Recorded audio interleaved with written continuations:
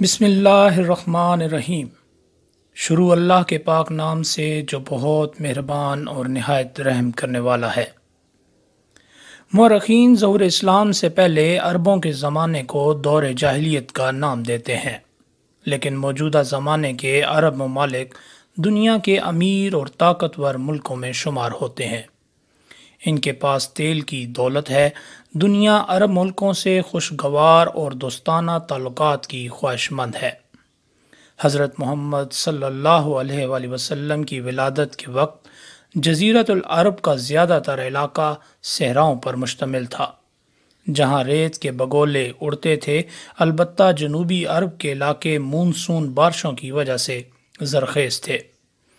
جزیرہ نمائے عرب موجودہ سعودی عرب، یمن، عمان، متحدہ عرب امارات، کویت، قطر اور بحرین کے علاقوں پر مشتمل تھا۔ اس وقت کسی کے گمان میں بھی نہ تھا کہ ان غیر آباد اور غیر مہذب علاقوں اور قبائل میں سے کوئی نیا مذہب ظہور پذیر ہوگا جو ان وحشی قبائل کو اس قدر مہذب بنا دے گا کہ یہ دنیا پر حکمرانی کرنے لگیں گے۔ اسلام سے قبل عرب بت پرست تھے۔ لات، منات اور عزا ان کے مقبول بت تھے، جبکہ سب سے بڑا بت حبل کعبہ کی چھت پر نصب تھا۔ اس کے ساتھ ساتھ ان کے ذہنوں میں خدا کا تصور بھی موجود تھا۔ ان کا خیال تھا کہ بت ان کے لیے خدا کے قریب ہونے کا وسیلہ ہیں۔ قرآن پاک میں ارشاد ربانی ہے، لوگوں سے کہہ دیں، سن لو، اطاعت و بندگی خالصتاً اللہ ہی کے لیے ہے، اور جن کفار نے اللہ کے سوا بتوں کو دوست بنا رکھا ہے وہ اپنی بت پرستی کے جھوٹے جواز کے لیے کہتے ہیں کہ ہم ان کی پرستش صرف اس لیے کرتے ہیں کہ وہ ہمیں اللہ کا مقرب بنا دیں گے۔ گویا اس طرح عرب قبائل کھلم کھلا شرک میں مبتلا تھے۔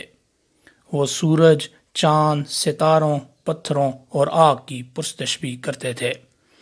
دور جاہلیت کے عربوں میں نصرانیت، یہودیت، مجوسیت اور عیسائیت پر یقین رکھنے والے قبائل موجود تھے، تو دین حنیف یعنی دین ابراہیمی کے قائل بھی موجود تھے۔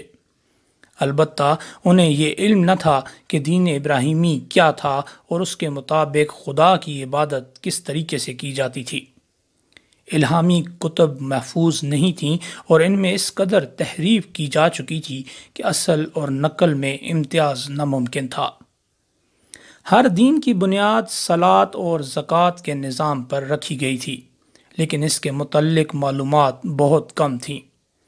ابن اسحاق نے لکھا ہے کہ ایک دفعہ کسی بت کے سالانہ میلے میں ورقہ بن نوفل یعنی حضرت خدیجہ رضی اللہ تعالی عنہا کے چچا زاد بھائی، عبداللہ بن حجش جو کہ حضرت حمزہ رضی اللہ تعالی عنہ کے بھانجے، عثمان بن الحویرث اور زید بن عمرو حضرت عمر رضی اللہ تعالی عنہ کے چچا شریک تھے۔ ان کے دل میں اچانک خیال آیا کہ یہ کیا بےہودہ پن ہے کہ ہم ایک پتھر کے سامنے سر جھکاتے ہیں جو نہ سنتا ہے، نہ دیکھتا ہے، نہ کسی کا نقصان کر سکتا ہے اور نہ ہی کسی کو فائدہ پہنچا سکتا ہے۔ ان سب کا تعلق قریش کے خاندان سے تھا اور وہ دین ابراہیمی کے متلاشی تھے۔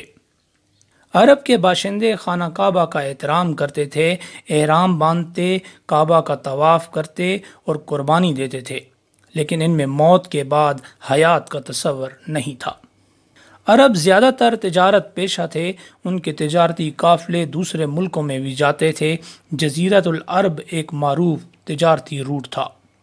عرب کے بدو اور اونٹ اس تجارتی روٹ پر مال کی ٹرانسپورٹ کا واحد ذریعہ تھے۔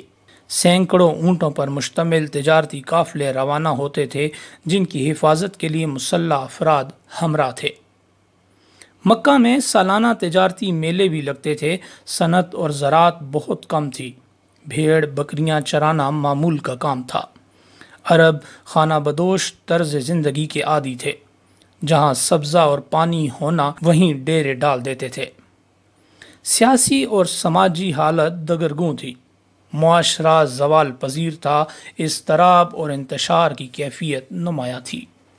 لوگ آقا و غلام اور حاکم و محکوم میں تقسیم تھے۔ ڈاکہ زنی اور قتل و غارت گری عام تھی۔ عدالت اور قانون کا کوئی تصور نہ تھا۔ اظہار بیان کی آزادی نہیں تھی۔ عرب انسانی حقوق سے بھی ناآشنا تھے۔ انسان اپنے مقام سے اس حد تک گر چکا تھا کہ اسے حقوق اللہ اور حقوق العباد کا کچھ شعور نہ تھا۔ عبادت کی جگہ رسوم اور زہد کی جگہ ریاکاری نے لے لی تھی۔ لڑکیوں کو زندہ درگور کر دیا جاتا تھا۔ قرآن پاک میں ارشاد ہے، جب ان میں سے کسی کی بیٹی پیدا ہونے کی خبر دی جاتی تو یہ سنتے ہی اس کا چہرہ سیاہ پڑ جاتا اور وہ خون کے گھونٹ پی کر رہ جاتا، لوگوں سے منہ چھپاتا پھرتا کہ اس بری خبر کے بعد اب کیا کسی کو منہ دکھائے۔ پھر سوچتا ہے کہ ذلت کے ساتھ بیٹی کو پالے پوسے یا پھر اسے مٹی میں دبا دے۔ بے شک وہ بہت برا فیصلہ کرتے تھے۔ عرب کے وحشی عورتوں اور بچوں کو اغوا کر کے فروخت کر دیتے، جنگ کے بعد لاشیں مسخ کر دیتے، ان کے ناک اور کان کاٹ کر اپنے گلے کا ہار بناتے، قیدیوں کو زندہ جلا دیتے، وحشی اس قدر کہ زندہ جانور کا گوشت کاٹ کر بھون اور کھا لیتے۔ غلام اور لونڈیاں رکھنے کا رواج عام تھا۔ عرب 2 سگی بہنوں سے شادی کر لیتے اور بیک وقت کئی بیویاں رکھتے۔ مرحوم باپ کی بیویاں بیٹے کو وراثت میں مل جاتیں، جن سے وہ سگی ماں کے سوا باقیوں سے نکاح کر لیتا۔ عورت آزادی سے اپنی پسند کے مرد کو نکاح کا پیغام بھیج دیتی۔ سود خوری، شراب نوشی اور زناکاری عام تھی۔ مزدور اور کسان سود خوروں کے شکنجے میں پھنسے رہتے تھے۔ عربوں کو اپنی زبان پر بہت ناز تھا۔ شاعری کا شوق بھی عروج پر تھا۔ امراء القیس عرب کا معروف شاعر تھا۔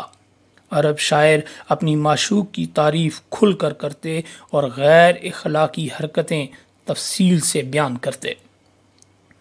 عرب لوگ جاہلیت کے باوجود سخاوت، مہمان نوازی، ایفائے عہد، خودداری، عزت نفس اور بردباری کی خصوصیات بھی رکھتے تھے۔ جنگ کے دوران جرأت اور شجاعت کا مظاہرہ کرتے، جبکہ تکلیف میں تحمل اور برداشت سے کام لیتے۔ زیادتی کا بدلہ لینے کے ساتھ ساتھ اور قبیلے کے کمزور افراد کی حفاظت اور کفالت کرتے۔ مجموعی طور پر عرب معاشرہ سرمایہ دارانہ، جاگیردارانہ اصولوں پر قائم تھا، لہٰذا پیداوار کی تقسیم غیر منصفانہ تھی۔ اسی باعث استحصال، محکومی، بھوک، ننگ، سودخوری، افلاس، بدامنی، شراب نوشی، زناکاری اور غلامی جیسی کمزوریاں خاصی نمایاں تھیں۔ قرآن کے مطابق عربوں یعنی قریش میں ایک رسم یہ بھی تھی کہ جب حج کے لیے احرام باندھ لیتے تو گھر کے دروازے سے باہر نکلنے کی بجائے پچھلی دیوار کود کر یا دیوار میں کھڑکی بنا کر نکلتے تھے۔ اسی طرح حج سے واپسی پر بھی گھر کے عقب سے داخل ہوتے تھے۔ ان کا خیال تھا کہ رب ان کی اس نیکی سے خوش ہوتا ہے، مگر رب نے اس رسم کو نیکی تسلیم کرنے سے انکار کیا اور فرمایا کہ اصل نیکی یہ ہے کہ تقوی اختیار کرو اور اپنے رب کی ناراضی سے بچو۔